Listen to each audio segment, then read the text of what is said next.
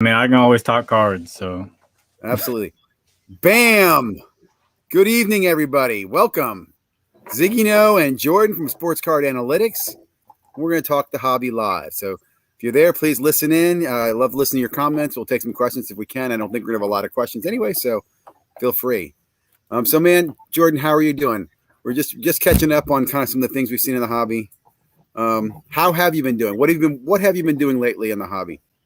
In the hobby itself, UFC came out. That really caught my attention.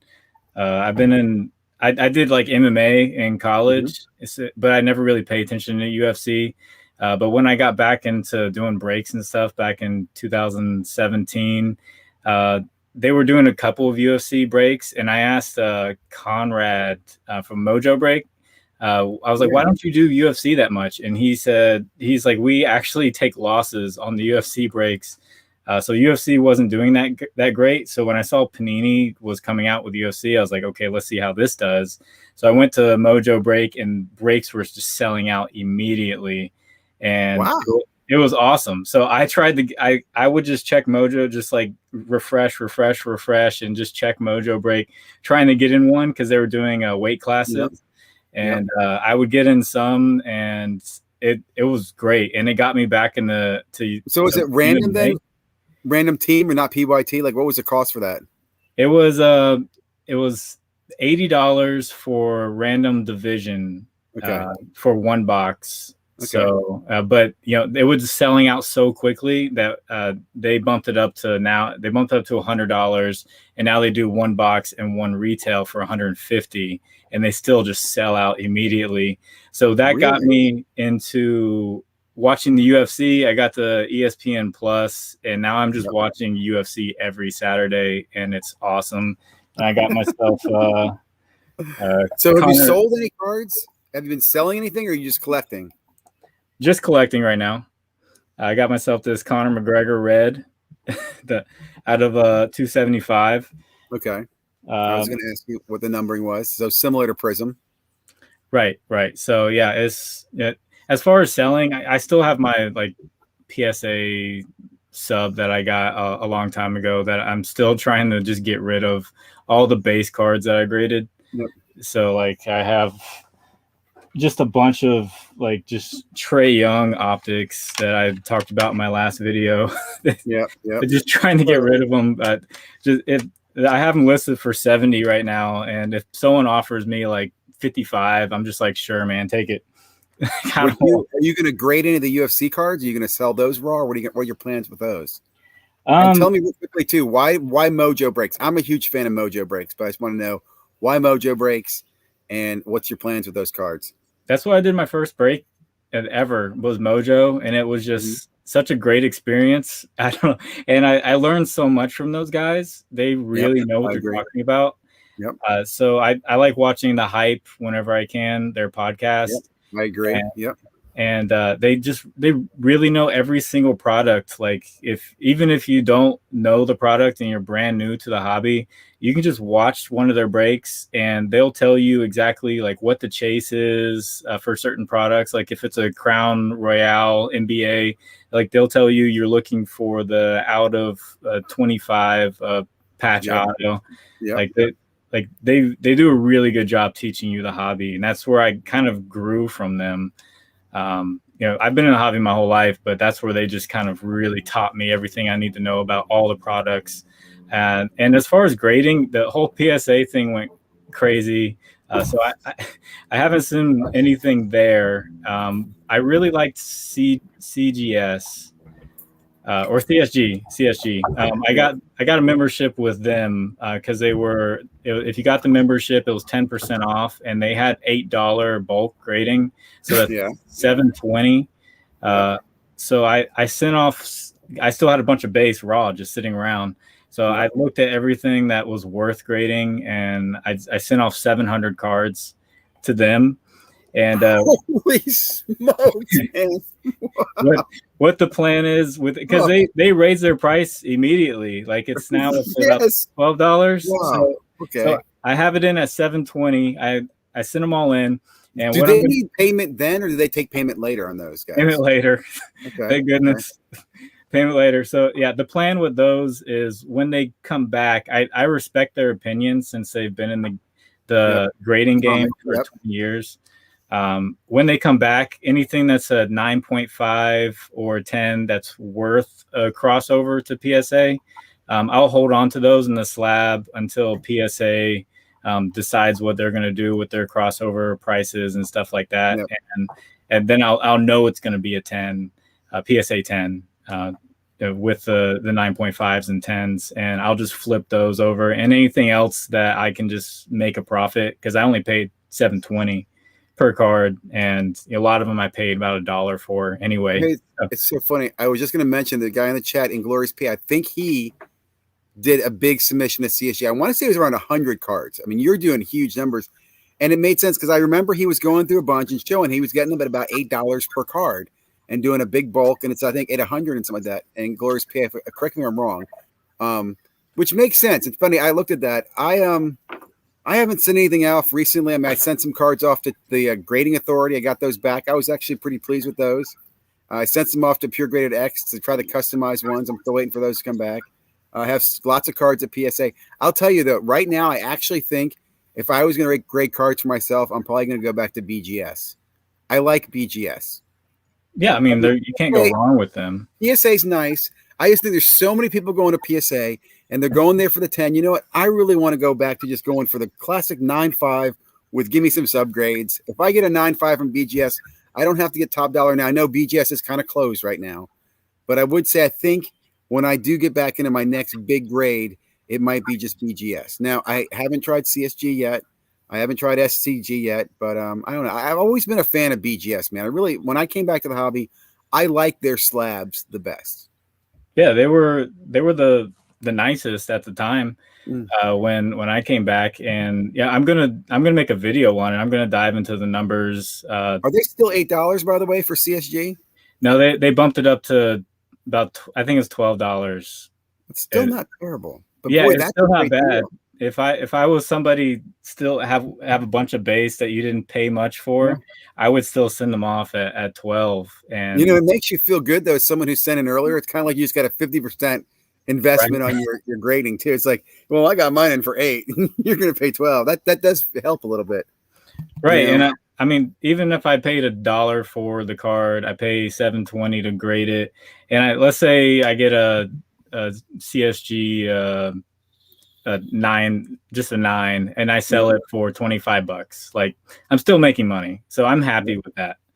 I know it's not going to be as much as PSA would get, but I do plan on diving to the numbers with all the grading companies and what each ones are selling for. I know PSA 10 obviously is the premium right now, which doesn't make sense to the people who have been in the hobby for a while, because when I came back in and looked at it seriously, like it was BGS 9.5, the gold label, Gem Mint was the exact same price as a PSA 10. And then the BGS 10 was more than everything else. And now you look at the 9.5s versus the 10s, and it's like almost half. Like, it's people just look at the number and they're like, wow, 10's better than 9.5. I guess I got to buy that one, when really they could be the exact same card. So, well, I agree. I will say this. When I came back as well, first of all, grading was new to me. But what I was always told back, this is 2015, 16, 17, was if you had an autograph, you sent it to BGS because they had the auto and they had the grade. Right. And if it was just a vintage card, you sent it to PSA. Now, I want to point out this time, nobody was grading non-auto, non-relic cards for the most part. You know what I'm saying? Like, we weren't grading silver prisms. We weren't grading the golds at that time. We weren't grading just base cards at all. No one was doing that. The first time I saw it happen, I want to say was maybe like in 2017, 18, I started seeing people grading base cards, and it was base rookies. Like, I remember in 2018, I remember this clearly, the Luka Prism was being sold on Facebook groups for about $10 to $20 per card raw. And you saw people who were selling them on eBay for $125 in BGS 9.5s. It was just BGS 9.5s. And I was like, wow, that's freaking amazing. Yeah. $125 off a base card, 5x your money. That was amazing, right? And then shortly after, you had this rush of PSA people coming in. What I think it was, I think it was people didn't understand the difference between a 10 and a 9.5. And to them, it just was simply a 10's better than 9.5, right?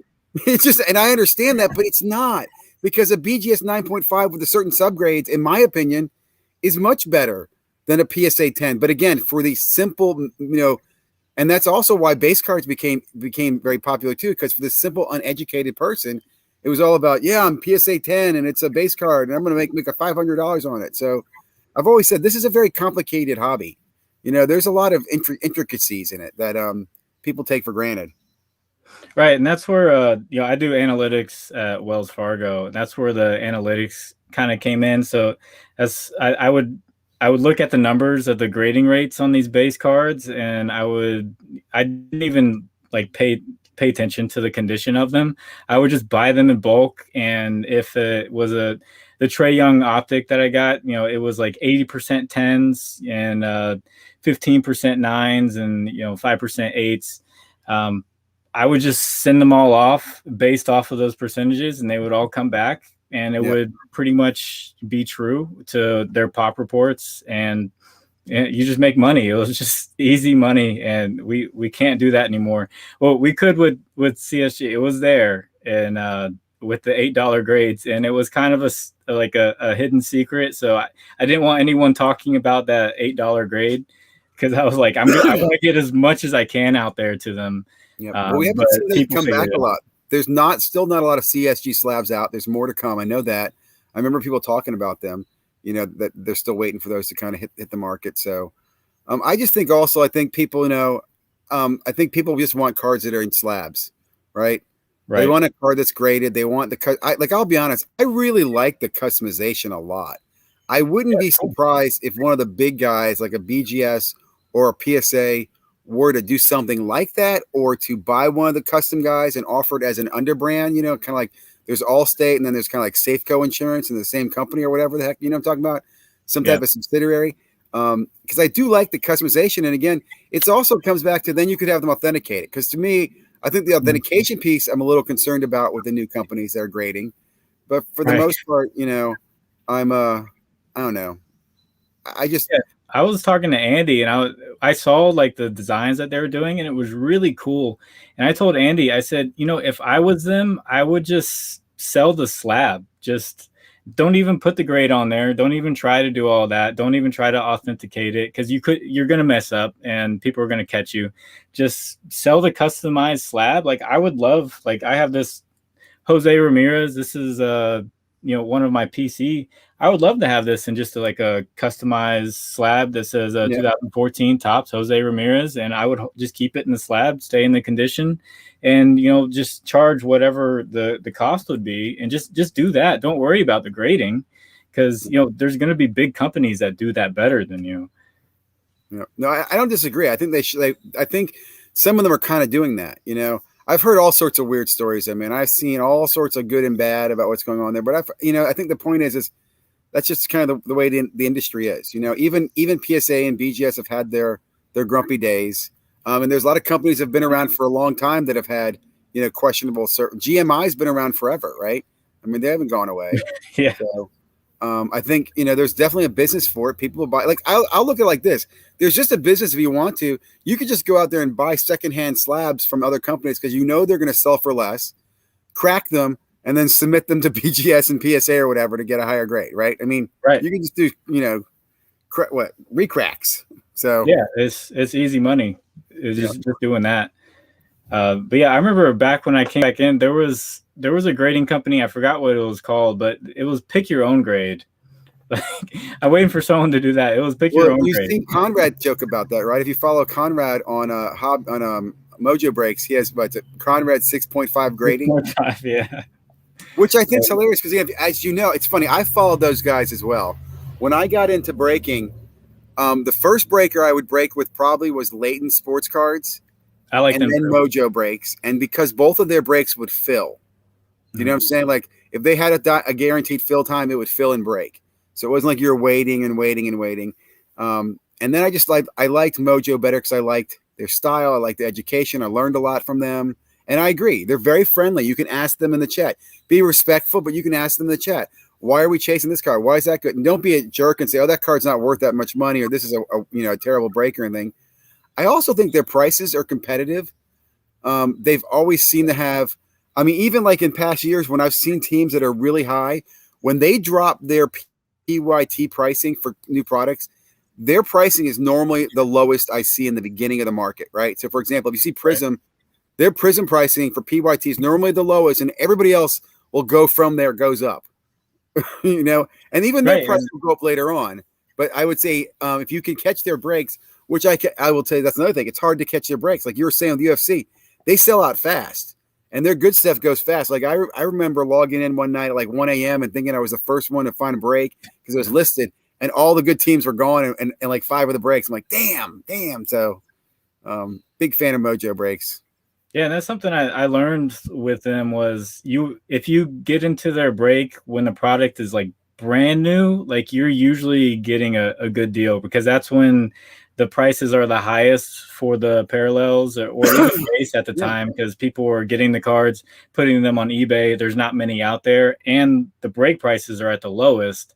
So you're getting a really good deals at that time. It's when you're doing the breaks after they've done like 30 of them that you're more than likely going to lose out on money. But yeah, I love Conrad. I would love to have him on my show and talk to him one time. He was the Luka whisperer. Like he was the guy. And he really was. I had the Mavericks. People won't believe me, but I paid like $200 for the 12 box Prism case of the Mavericks to get Luka, and just one box in that break. Just one box of the 12 had a Luka silver and a Luka purple out of 75. And like at the time, it was a $1,200 card. I sent it off to PSA, came back a 10, and it was a $700 card. But still, that was like big money back in 2018. So, which one was it? Which Luka was it? The silver? The purple out of 75. Damn. I sold it for $700, and I think it last sold. Sorry, guys, quiet, please, dogs. Can you two shut up, please? So here's a funny story. I have a friend who was in a break, and he pulled the blue ice to 99, right? And I remember giving him grief. If you're watching this, Joshua, you can make fun of me. I think it was Joshua. This was in. I made fun of him because he lined that in a group, and I was kind of, I'm a pretty conservative person, and this is back when comps were comps. It was like, what were the average 3 sales? And he sold that thing for, I want to say, $1,600, and it was either a PSA 10 or a BGS 9.5. He had it graded, and he sold it for $1,600, and that's the last time that car was ever at $1,600. Because then he would send me a picture of it when it was at 3,000, when it hit like 40,000. He's like, so you still think I was too low on that? I'm like, no, you're right. But right, yeah, and that purple last sold for 25,000. So I just that's like my motivation. Like anything that I sell, like I'm trying to just make up what I missed on that. Well, yeah, I don't think of it like that. I've had some big cards that I've sold, and I've enjoyed selling them, so I don't look like I missed them. I have a friend who also did the first off the line, the Luka year, and got the RPA number to 3, I think it was. You know what I'm talking about? And he sold that like the same day for 20,000.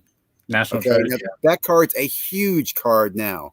I don't even know what it would be now, but that's, again, he was very happy selling that thing. He got one box, and he's like, I'm going to go ahead and open the box. And remember, there really weren't a lot of chase cards in that year, which now looking back, that was actually a great year, 2018. So. Right. Yeah, I had one of those boxes too. It was $750 off Panini. Yes. I found out a glitch on my phone. You can't do it on an iPhone. You could only do it on Android.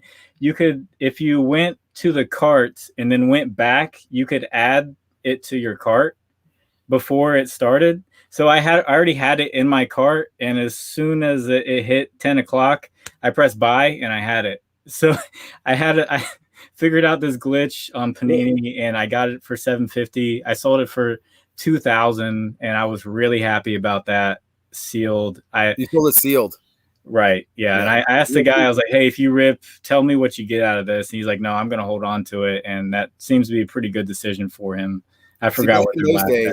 I normally rip everything. Like my thing with my sons we'll rip it. We'll take the risk on ripping it. If we can get it at cost or retail price, we'll rip it and then we sell the hits. But man, in football, I think those were $750 or $500 that year. They're 500. Yeah. I got the what's his name? The Chicago Bear guy, Trubisky, the Stars and Stripes RPA, sold that for $2,000 that year. That's big money back then. Yeah. It was absolutely big money. I also got Kaiser, and I still have the Kaiser Stars and Stripes, which is absolutely worthless.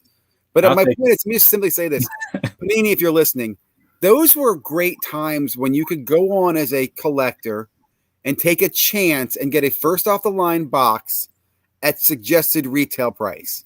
There was no better feeling than that. And Panini, you could do that again. Okay, there's freaking queuing systems that everybody else uses. HGA has a queuing system.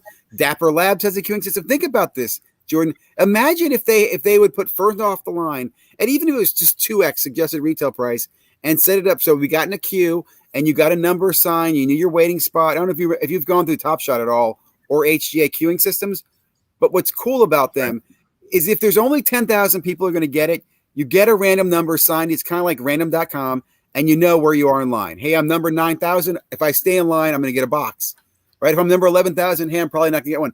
That system, I don't know why Panini doesn't do that, because it would really mean a lot to the collectors. I mean, honestly, it would. And don't give me any BS about bots, because bots can't cover all those accounts. So I wish they would do more of that. I applaud. I don't know if you saw this, but Topps did their Sapphire Bowman today, which sold out instantly. I missed that. And again, I bummed because at least Topps does it at a fair price. But if you don't know about those drops, man, you're hosed. So.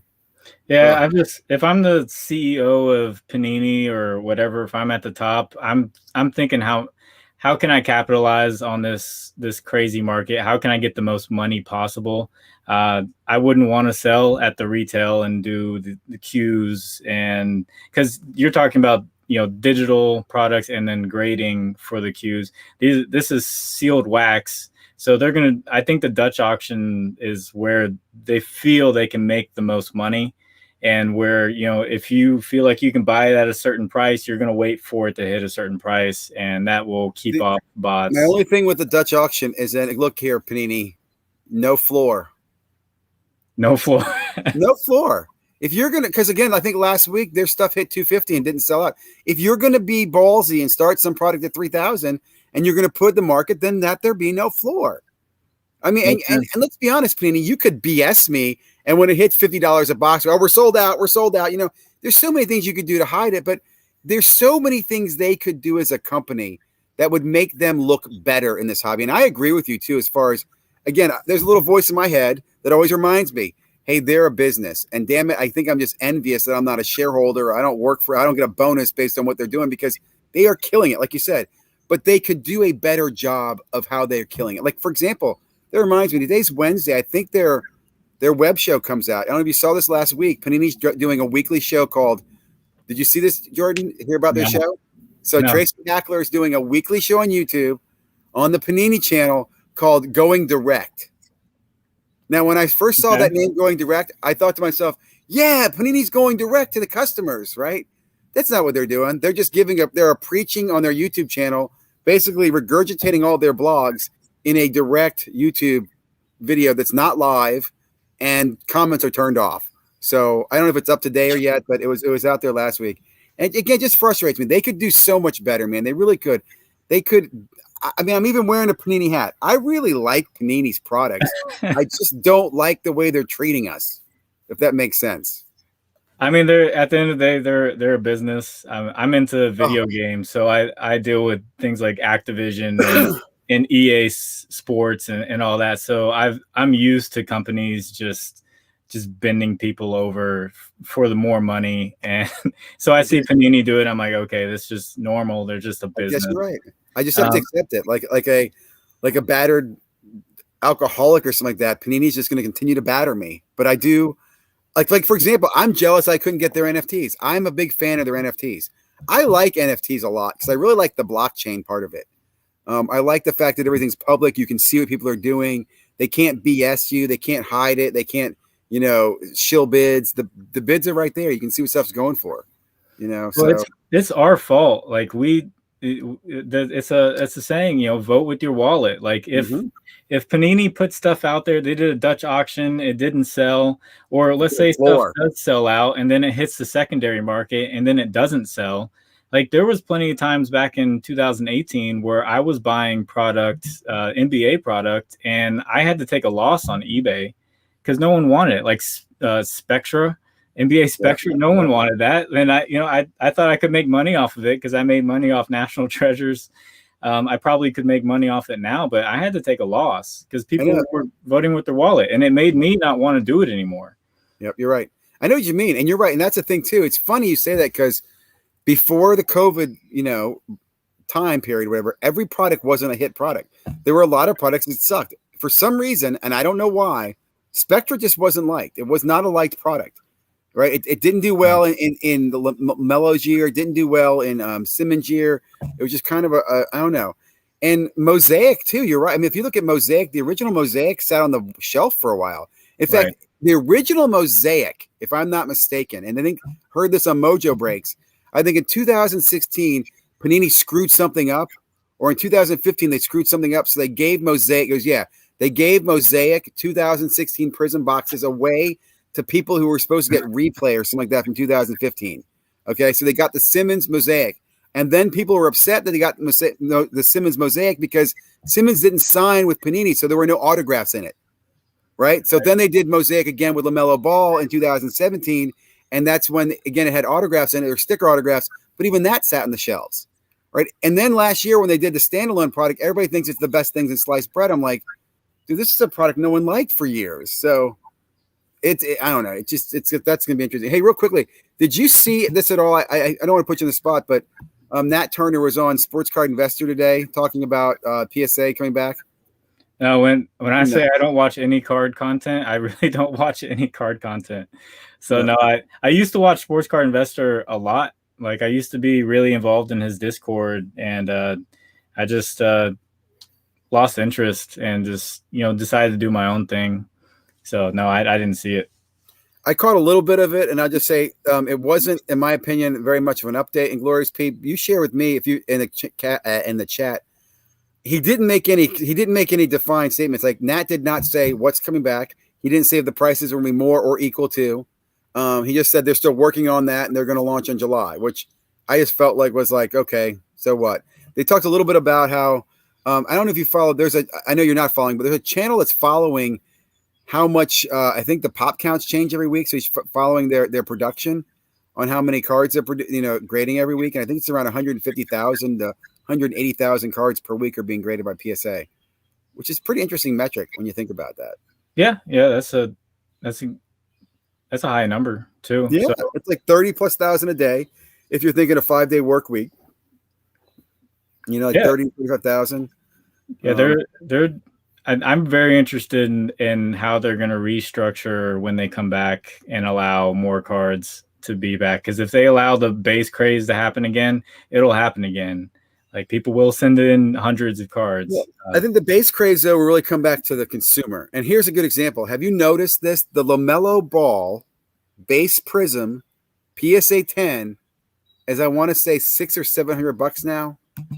Mm-hmm. It's $700. That's one of the highest base Prism cards in the market. It's more than Luka's right now. I think Luka's less right now. Am I wrong? Right. I talked about Luka's more. Luka's at $762. But anyway, LaMelo Ball. Can you believe that? So it hasn't ended. People are still grading LaMelo Balls. They're sending off the LaMelo Ball base Prisms, but they've got them lined up to send. They're going to send those in.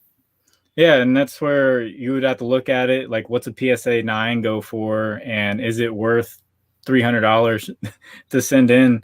But yeah, it's interesting that the price is still around there when there's like less than 100 of them, and there's 17,000 Lukas out there, and I mean, Luka's a little bit better than LaMelo, but he could reach his level. So I'm surprised that their base cards in general are still going for that high. Like I imagine them all just sinking to about $200. Like that's where I think they're all going to for. I don't disagree because I'd say to myself, look, if you can get a base card and grade it and make $200 of it, that's a phenomenal return. I mean, Right. it really is.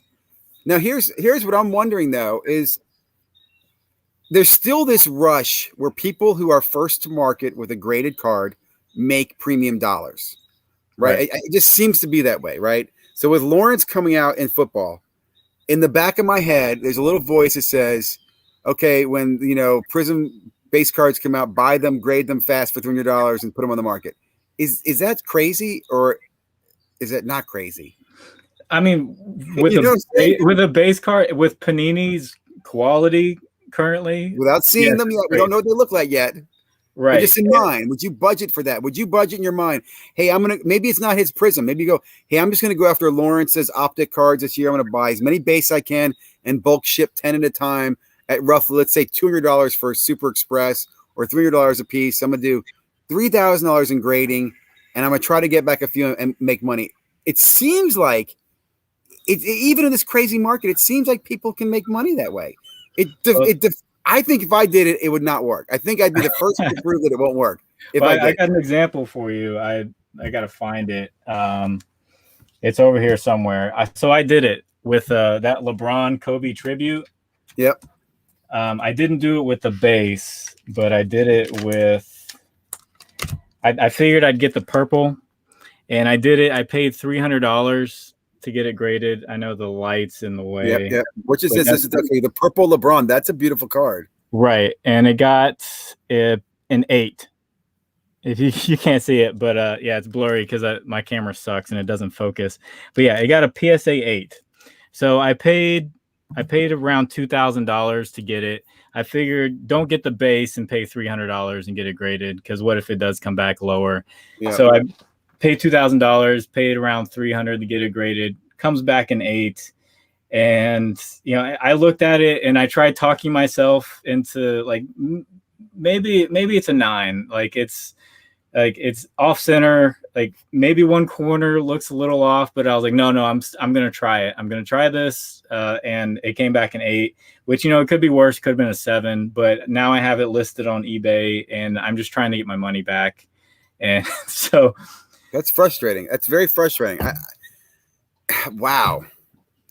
Do you really? I mean, anything visible on it? Like when you cleaned it, I assume you checked all the smudges and everything, and the surface probably looked good. And where did you buy it? Did you buy it in person from somebody? Did you get to see it before and stuff? Or I got it off eBay, and I took a good look at it. And the guy had really good pictures. And the other one I was looking at was the 33 out of, I think it's 275, or no, 175.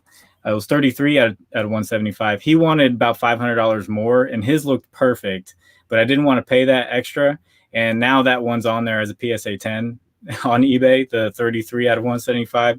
So yeah, I tried it. So I'm the first person to mess that one up. So you don't have to be the first.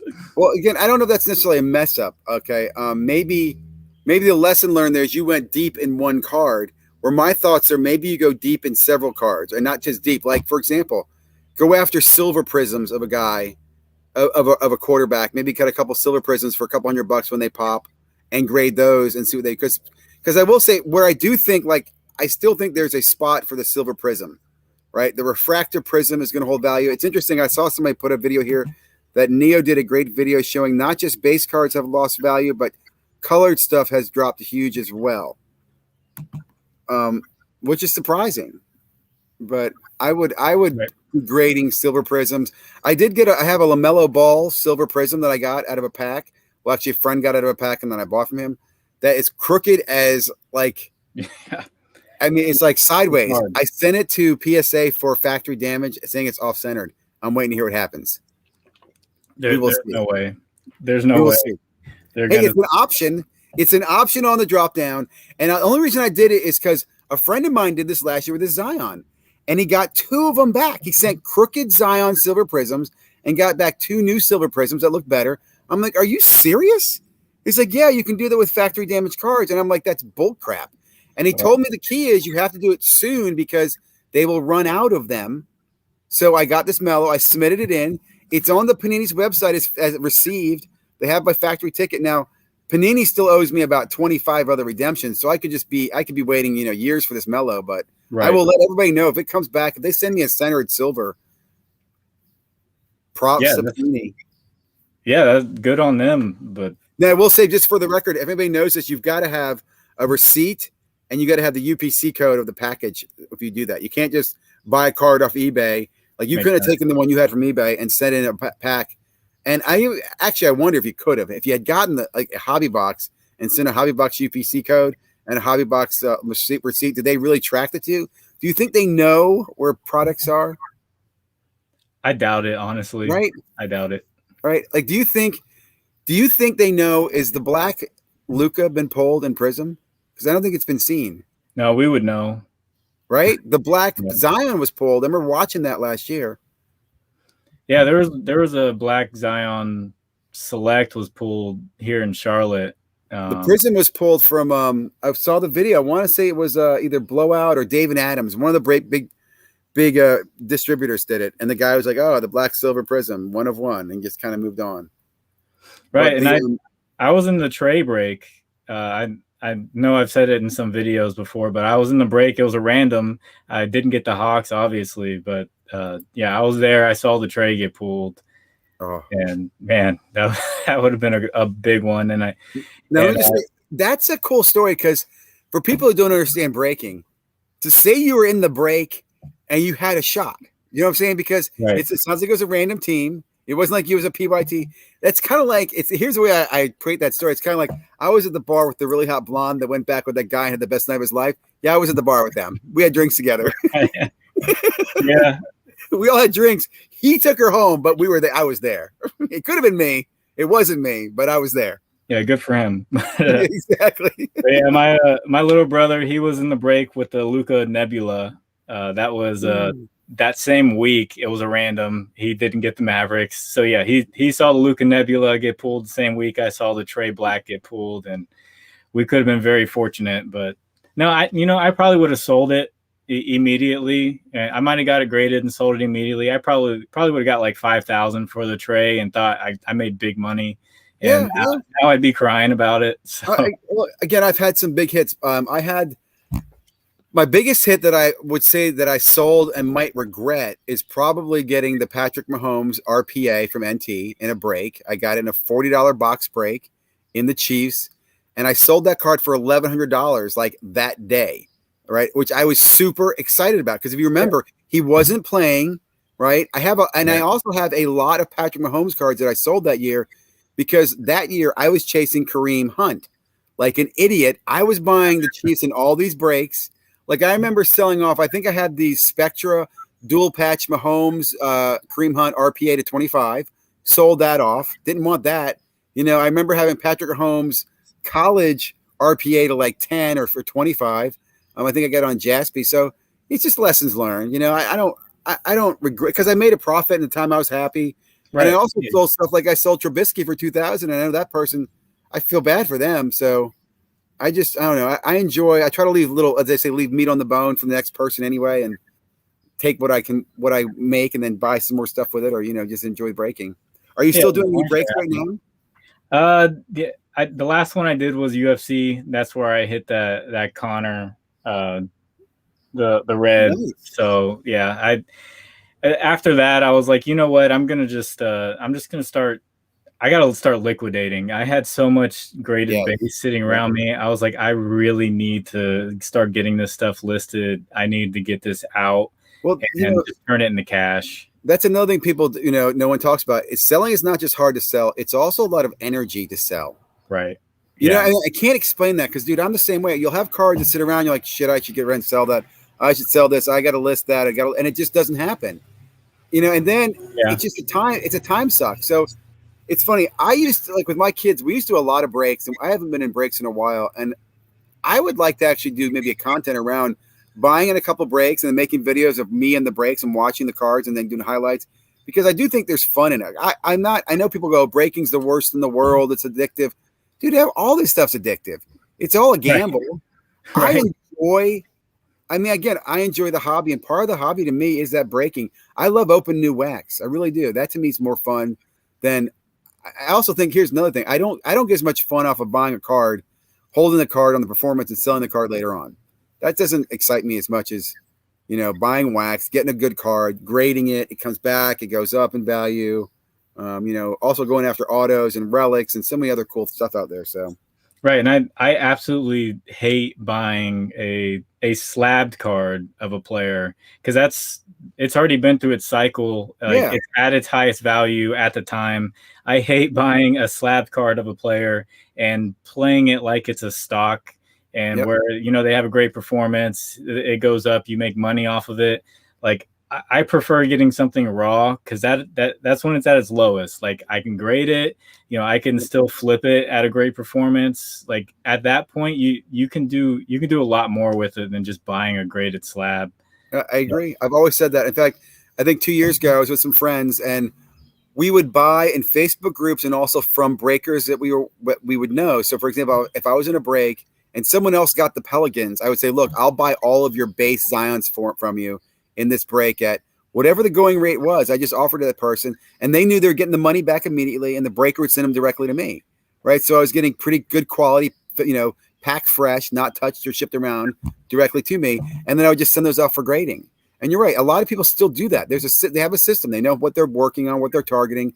They don't grade everything though. They don't grade LeBron James because he's wearing a Lakers jersey anymore. That I hope doesn't happen again.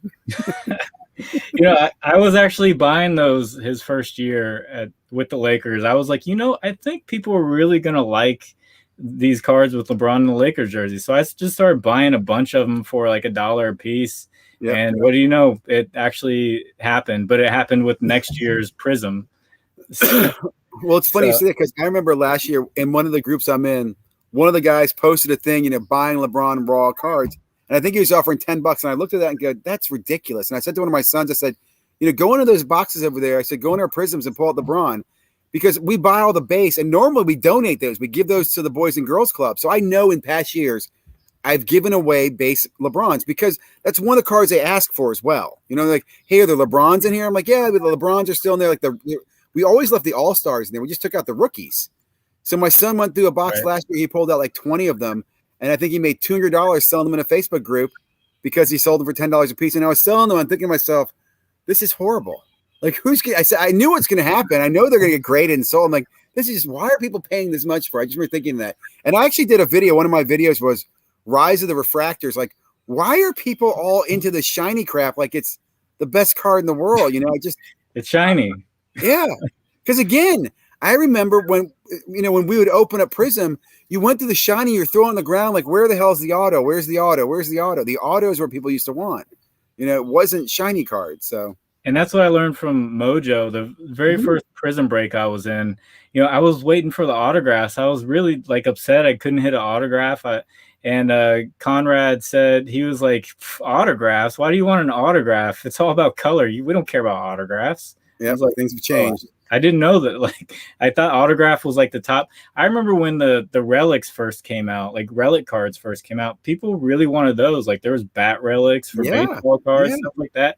Those sold really well. So I was really happy when I hit relic cards in these breaks, and they don't really sell that well anymore. And again, it's weird to being used now. So in fact, the product that I love that got me back into the hobby was Excalibur.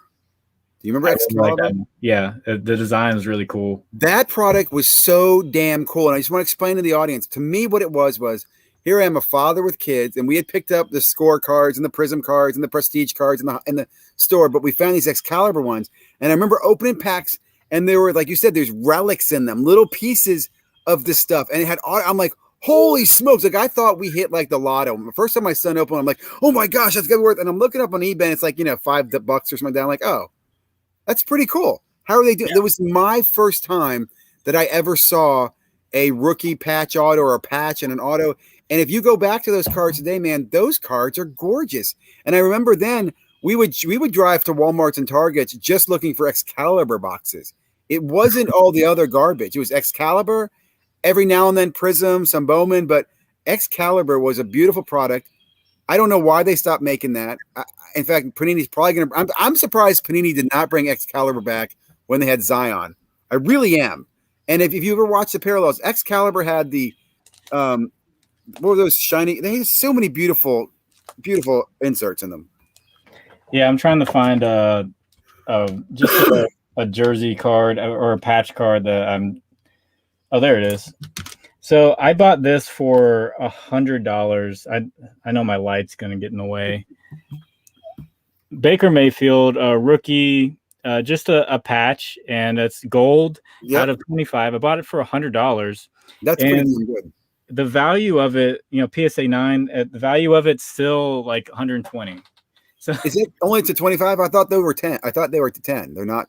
No, the jersey's out of 25 for some reason. I don't know why. 12 out of 25. So yeah, I bought it. I was like, this has got to be worth more. Like I got to be getting a steal buying this at $100. So I bought it, and I love Cleveland. I love Baker Mayfield. If no one buys it, I'm happy to keep it. Yep. So I just listed it. It's on eBay. I have it for like $5,000, and people will make offers like $80. And I'm just like, this is a rookie card, gold out of 25. This should be worth a lot more, but all because it has this little tiny patch in it, it's worth less. Like it makes sense. Again, it should be. You're right. It should carry a premium over. Well, this is one thing I've said to people before: is don't confuse logic with emotion in the hobby, right? Because logically, the green prism should be more valuable than the silver prism because you can find it in less places. I mean, it's also the longest running refractor prism is green. They had green and silvers back in the first set. But no, green gets no love at all. Green gets absolutely no love unless it's a Celtic, and then it gets a premium, right? That's the only time it gets a premium. I remember seeing that. Don't confuse logic with emotion. So there was that sports card investor video where he actually figured out green's more rare, and like he's trying to tell people we should pay more for this card, but no, there's just more demand for silver. So it doesn't make sense. It really doesn't. The other one is the hypers, right, which are very, very rare, or used to be very rare. They were hobby only, and then the purple waves are very rare, in my opinion. Mm-hmm. I think someone did a study on purple waves, and I think if you check, like you still go back to like 17 and 18 prism and check pop counts, I want to say purple wave for retail are one of the rarest retail refractories you can get in prism. Yeah, I don't know the print run. I just remember watching Mojo Break this past year, and Conrad was he pulled a hyper, and he was like, guys, the hypers are really rare this year. He's like, I don't see many of them, but it's not going to matter to people. The silver is just going to sell for more. And which makes me think, I remember watching a video. So two things. First of all, I'm not encouraging this at all, but in the back of my head, I always wonder, is there some master database at Panini that has all the print runs of all the products? And if so, there's got to be. Why has a hacker not exposed that by now? You know what I'm saying? Like, right. Of all the targets of information that would be like a soft, hilarious target to just basically expose. And I will say, I heard Terry Hackler was actually hacked a couple years ago. He was a target of hacking. So I got to assume Panini's got to have some cybersecurity awareness. But again, think about this. There's got to be a database that has like, hey, the checkerboards are actually printed to 1,000, or Red Wave, we printed those to 35,000, print run on Panini's 2 million per card or whatever. These numbers are probably there somewhere. And could you imagine them getting hacked and getting exposed? I mean, that'd be hilarious in my opinion. Yeah, and I know it changes every year, though. I know absolutely the 2018 football prism silver, like the Bakers and the Lamar Jacksons. Like if you try to look it up on eBay, like you'll be lucky to find one. Like it's You're right. They were so rare. Like they're worth the money that they go for. But yeah, and then like the next year they just overprint them like crazy. Well, you're right. In fact, I want to say someone did a study. I don't know if it's your video or something. They are the silver prism quarterbacks in 2018 are more rare than I think the number to 299. Yeah, they're very rare. Yeah. You know what I'm saying? Like there's less than 299 that they've seen so far, which is crazy if the silver refractors are that rare. And which also another thing I remember that year was it was one silver refractor per box in 2018, because in 2017 every rookie was a silver, and in 2018 for some reason they went to one silver card per box, so that's what cut down the print run a lot. Now I don't know why the hell they did that. And then also in 2018, if I'm not mistaken, I don't think there was silver in retail. There was. I remember getting NBA retail. In football, I think it was rare. In basketball, they kept silver because they've always kept silver prisms in retail. But in football, I remember, it was a lot more rare. Yeah, it was one silver per retail box for NBA.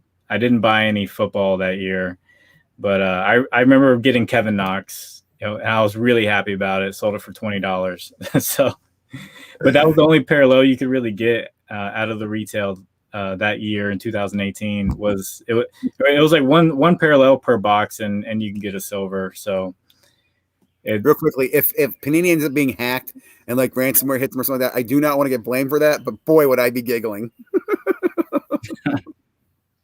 If the Russians are involved in hacking, they could do anything.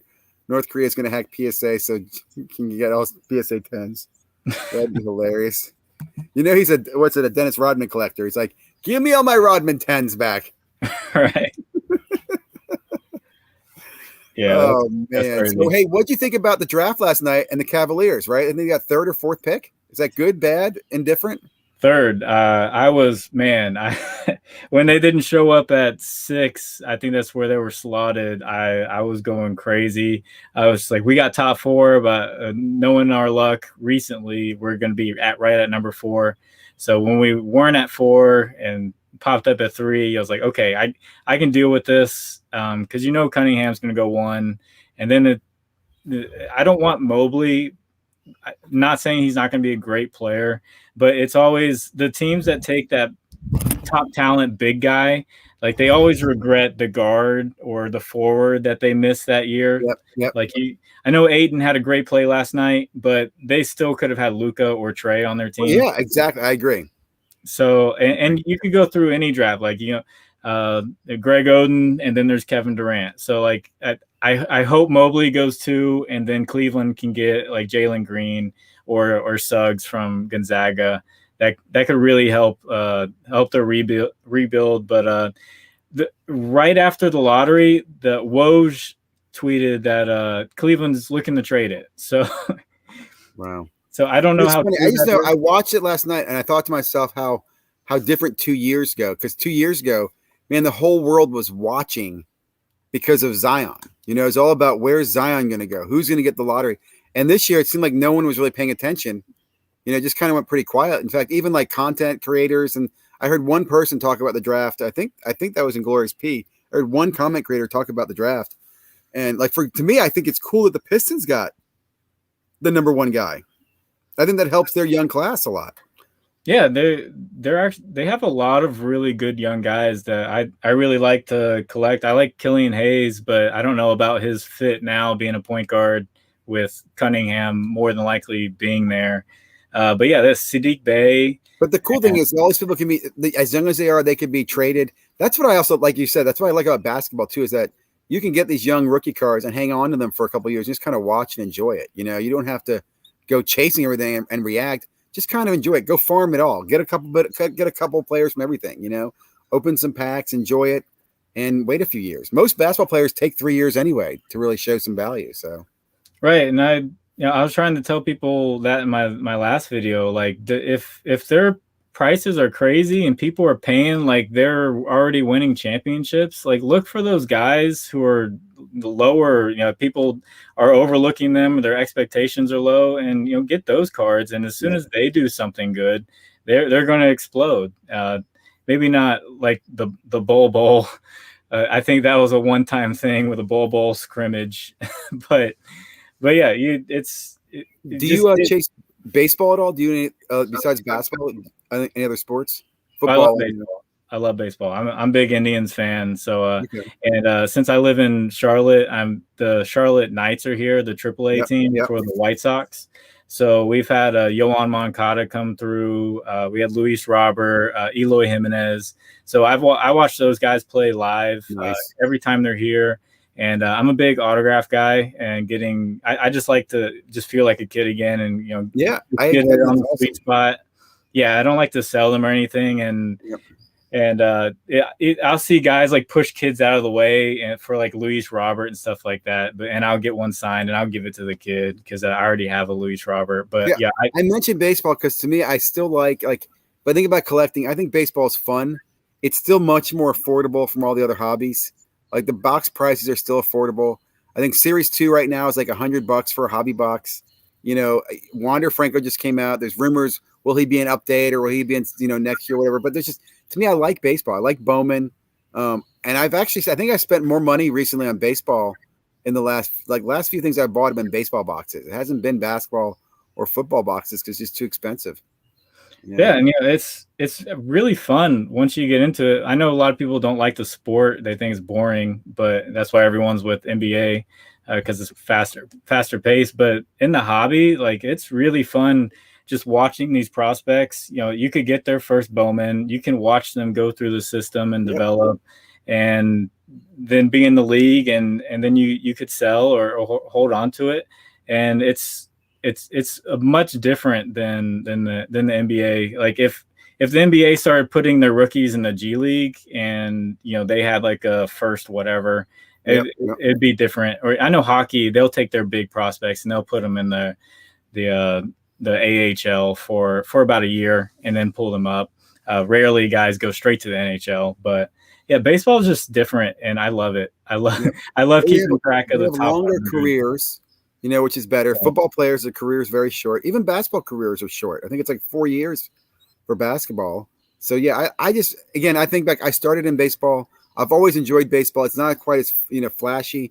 I think part of it too is that baseball is kind of true to its form, where it's mainly rookie cards, refractors, and autographs. I mean, there are relics and stuff like that, but you're not really chasing a baseball RPA in baseball as much as you are just kind of enjoying either a Bowman prospect autograph or a flagship rookie card, which is just kind of fun. So I've definitely been doing a lot more baseball recently. It's nice that you have the flagship. Like if you're looking for a rookie, you have the flagship to go to. Like a Panini, I mean, you could say the flagship is Prism, but you could, but baseball, when you say flagship, it's Top Series. And there's also the Bowman that comes out. You got Bowman and Bowman draft, and you can get the guys who were just drafted. I just listed the Wander Franco cool. purple out of 250 I got a couple years ago. Is that 18? Is that 18 Bowman? 2019. 19 Bowman. Wow. So yeah, I got this a couple years ago and just held on to it because I knew he's a number one prospect. As soon as he comes up, people are going to be hyped, and that home run really helped yesterday. So hopefully he doesn't get hurt. I'm surprised he didn't come up last year, honestly. I remember people talking about him last year, and they thought they maybe pull him up. He didn't, and the Rays made the run right to the series. And then this year, I thought he was going to be pulled up. The fact they've waited so long, I mean, again, 20. I saw somebody post that they think he's not going to be in update. I would hope he's in Topps update. I also hope he's in Topps Chrome, but he might not be. Again, that's something. So if people are paying attention, what we're talking about is when will his official rookie card come out, right? Because he does not have a Topps rookie card, a RC card yet, until either comes out an update, or I guess it could potentially be in Chrome, or it'd be Series 1 22, right? Yeah, I hope he's an update. I would hope so too. I don't know why it wouldn't be, but it is kind of late. So that'd be interesting. The person I would ask for that, by the way, if anybody's watching, is Filmington. I think he's got the best knowledge of all the YouTube content creators when it comes to baseball. Is where would Wander Franco end up? But yeah, I'm pulling for Wander Franco. I'm also pulling for Dominguez. I know he's a few years out from coming up, but I've been collecting his cards when I can. I like the Bowman prospecting stuff. You know what I'm saying? Yeah, I think he's sitting at 24 out of the top 100 right now on the list. And the Yankees AAA team does come to Charlotte. So hopefully, fingers crossed, they allow autographs and I can get him because I got Vladdy Jr. When he came through. The hardest autograph to get was Tim Tebow. People were going crazy for Tim Tebow. I believe that. When he came through. But yeah, I missed Acuna. He didn't sign for anyone.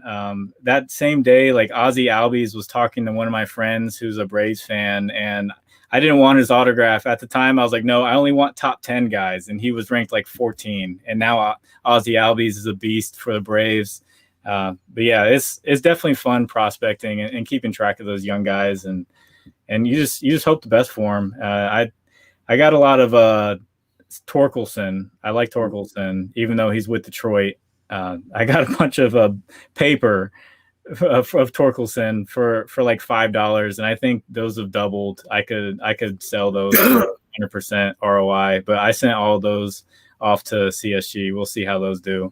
Well, again, it comes back to one thing about the hobby is a patient game, right? There is a patience to the game of prospecting, of grading. You know, everything's not a quick flip. It's not make a buck tomorrow type of thing. So, right, like this was 2 years. Like this was 2 years in waiting for him to get called up. So, is the people who want the quick money? I mean, you can get it every once in a while, but I wouldn't bank on it. That's why everyone went to Top Shot. And let me ask you real quickly on the UFC stuff. Are you getting any retail UFC? You've only been getting in hobby box breaks with Mojo. I haven't gotten a single retail box in I don't know how long. I haven't seen it. I got some off of Target one time. Another question is, did you do Top Shot at all? Were you in that? Will you do UFC when Dapper does UFC? Andy tried talking me into it.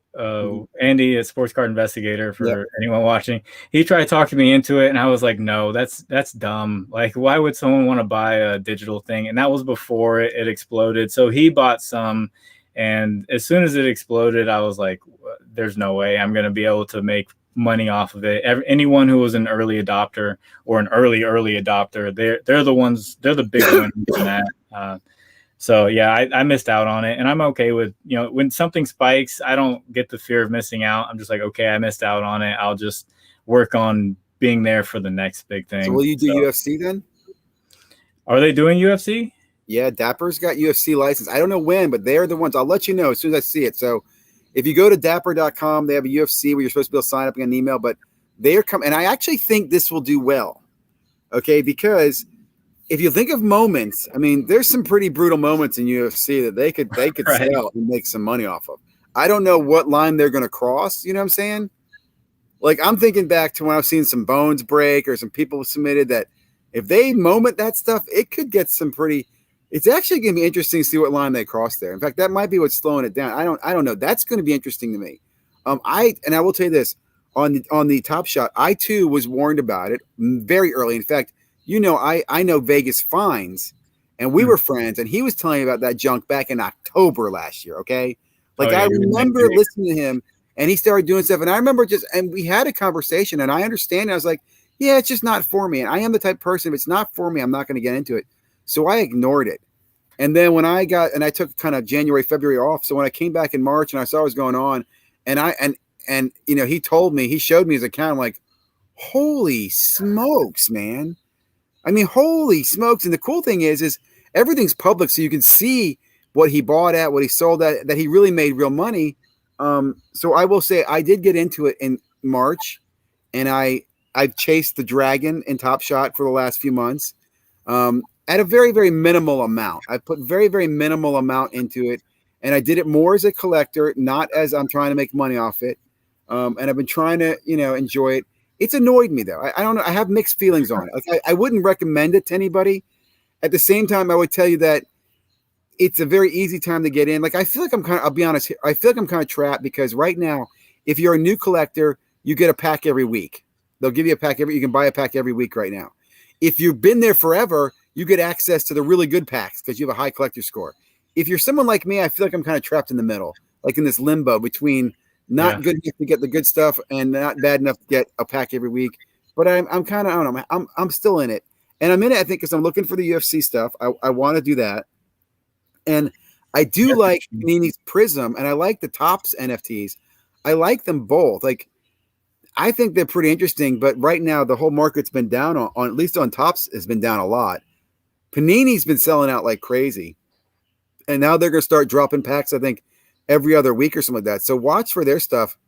I don't know. Again, I'm not recommending it to anybody.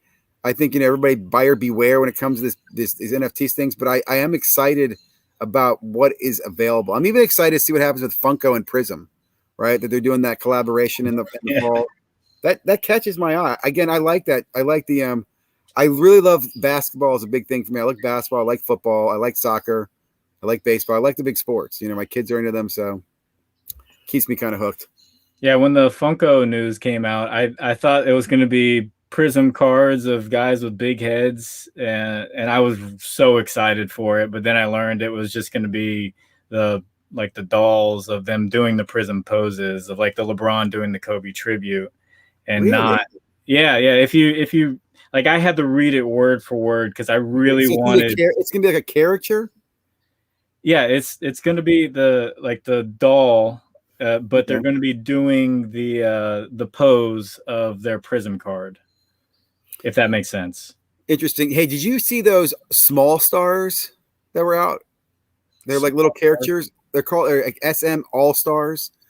They had them out. Like I think I saw them on Sports Card Investor last year. Yeah. Right. And he made them. They were numbered. Right. They're numbered to 1,000. So they're custom made.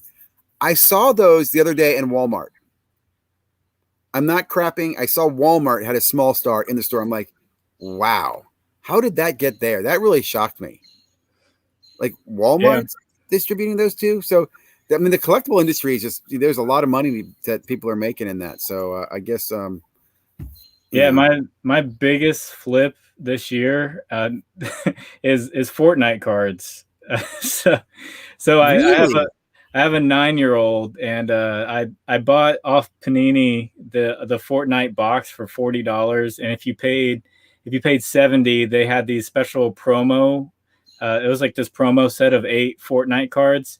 So I just let them have them. I was like, here you go, Merry Christmas. And I looked at it a year later, and those promo cards were just as a PSA 10, just one of them was selling for like $8,000. But of course, a 9-year-old had them for a year. So they weren't bad, but they had some bad corners and whatnot. So I listed the whole set, and I was able to sell them for $5,000. And it was big money for Fortnite cards. So it's funny you say that, because I'm just going to say this real quickly to my sons. I'm not listening to you anymore when I ask you boys for advice, because when those cards came out, and they were about maybe 18 months ago, right? Maybe 2 years ago, the Series 1.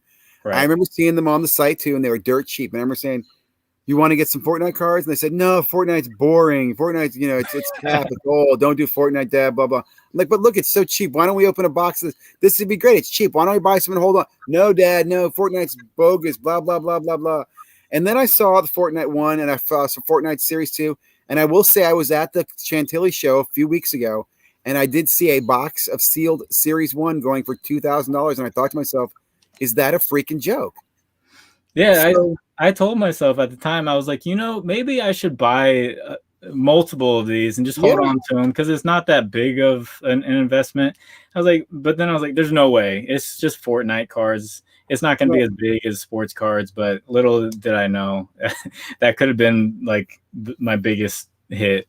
I would say, I feel like sometimes it's me though, because I'll give you an example. Last year, when the boom was going on, everybody's buying, everything was like freaking fire, right? The Topps 2020. I went out and bought like 60 boxes of the Series 1 T206 boxes. You know what I'm talking about? The baseball boxes. Yeah, I like those. I still think I have 55 of them. No one wanted them. My kids don't like them. Nobody wants to buy them. Their values, like, don't think I can get the money I spent on them now. And so I'm like, what happened there? And then they brought those back again this year. So it seems some things are hit, some things are missed. Like the Fortnite thing kills me though, because I remember that like we were going to buy a case of those, because I remember saying we could buy a case of these, like you said, like 40 or some ridiculous amount per box, and now they're $2,000, and that was only 18 months ago. So I don't know, man. I don't know what to say. Did you see this too? There's YouTube creator cards. They're not YouTube content creators that we know, like in sports cards. They're like big content creator cards.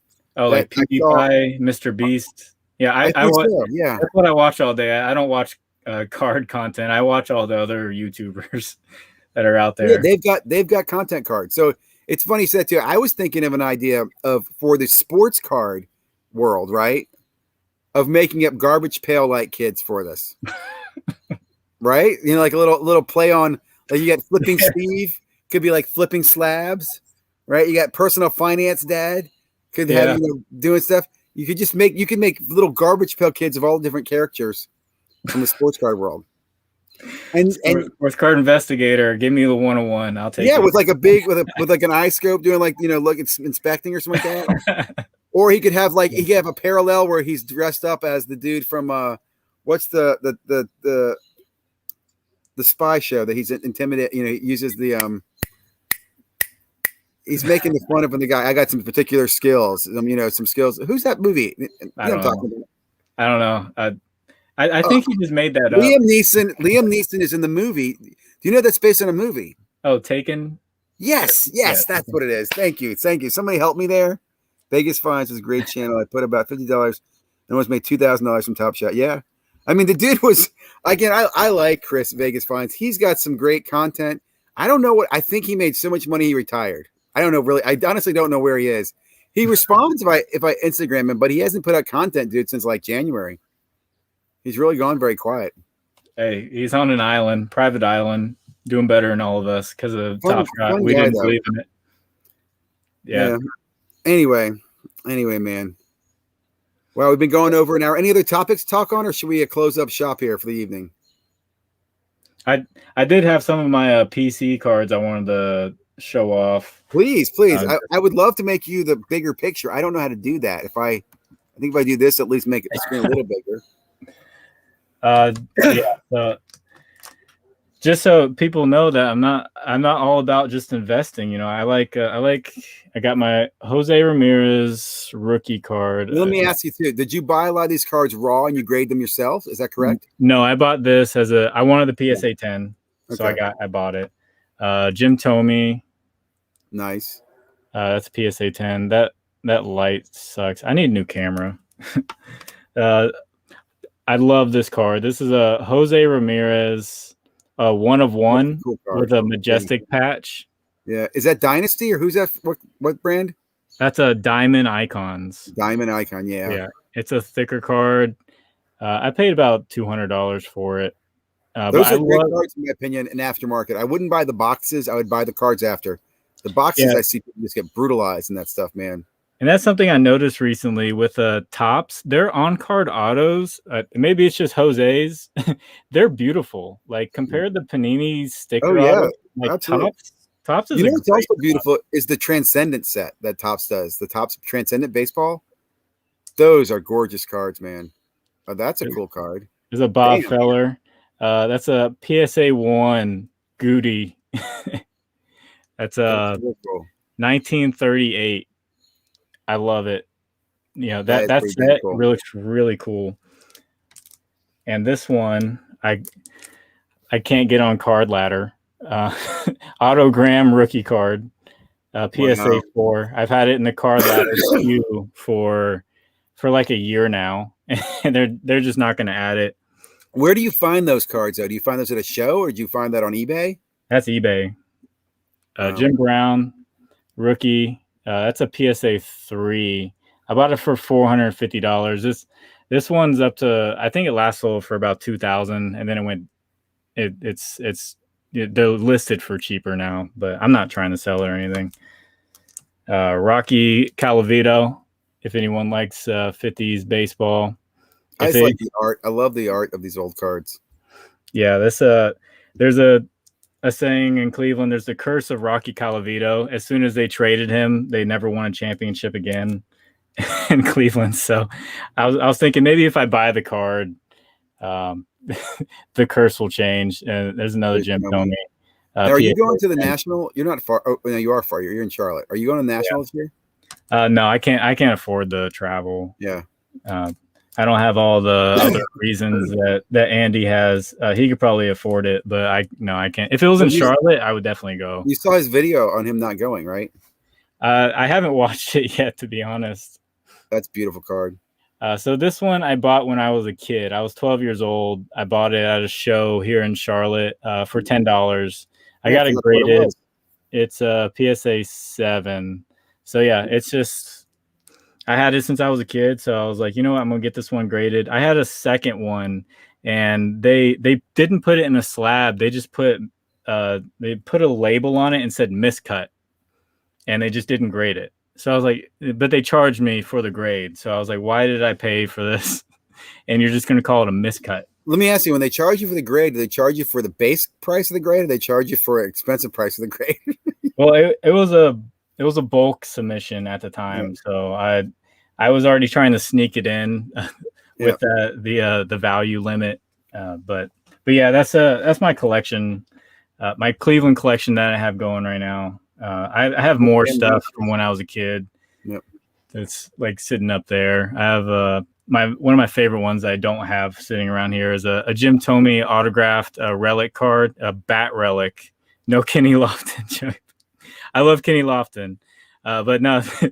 My dad grew up with the owner's son of the Cleveland Indians, the Dolans. So he played like pickup football on the same street, with the Matt Dolan. He's now a governor or senator in Ohio, and I think the Dolans also owned the Knicks. So when I was a kid, we just sent some cards up there, and Jim Thome autographed a bat relic, and it's got Chief Wahoo on the bat. So I guess it chipped off the bat, and it's on the card, and Jim Thome signed it, and he was like my hero. So yeah, I got him and like Omar Vizquel and Enyar Diaz, if anyone knows 90s or early 2000s Cleveland Indians. But no, I wish I had a Kenny Lofton sitting around here. Yeah, love the guy. No, I love baseball cards, man. Again, that's just a lot of memories for baseball cards for me. That's what I collected as a kid more than anything else. Didn't collect basketball or football until my kids got into it. So yeah, that was my life. My dad would just take me to the card shop, and me and my brothers would just go through all the base looking for anything Cleveland, and we would just pull them all out. Yep. And recently, over my 2-month hiatus, I was like, you know what? I need to get back to that, to where I'm happy to have a Kevin Love base card over some parallel, some guy I don't care about. Like I need to get back to that, to where I care about what I used to care about. So I'm trying my best to just loving the hobby again and not think of it as like a side hustle. And it's definitely helped.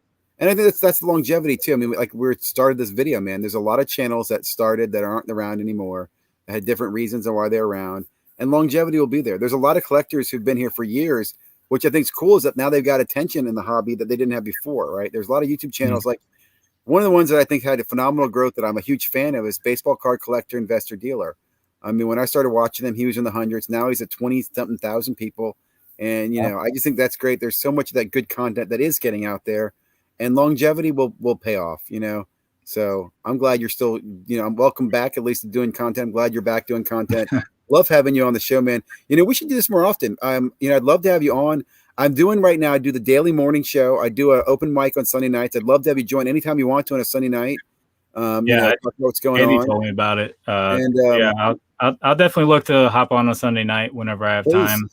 And what time do you do the morning show? Because I always check while I'm working and I've missed it. So I normally start a few minutes after 8. I normally start between 10 and 15 minutes after 8, because I normally do is get up, have coffee, and I catch the first few minutes of ESPN's Get Up in the morning.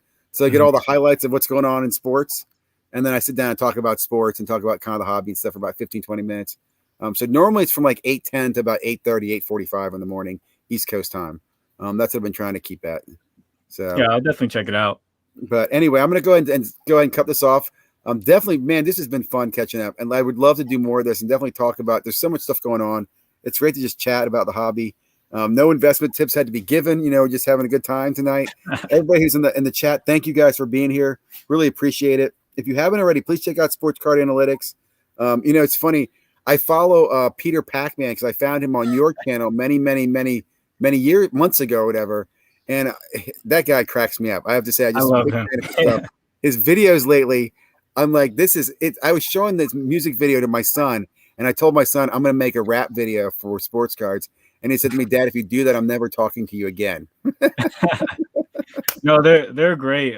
Pac-Man, Slabby, and I forgot Javid's name, but no, they sent me a beat, and that my intro song, that Javid's on the front part of that. So maybe they'll finish that song up one day and get it out there. But yeah, I'm on one of their tracks, and I'm if any of them are watching, I'm down to hop on any other tracks. So yeah, well, if they are watching, might said shout out as well, because like I said, I found them on your channel many months ago, and I've been kind of following them as they've been taken off and blowing up. I saw them on Beckett Media, had them on a few weeks ago as well on Eric Norton's show. So anyway, Jordan, dude, it's great catching up. I'm gonna go ahead and kill the show, guys. Thanks everybody. I'll be back tomorrow morning live. Really appreciate it. This was a lot of fun and look forward to doing this again. Have a great day and stay healthy.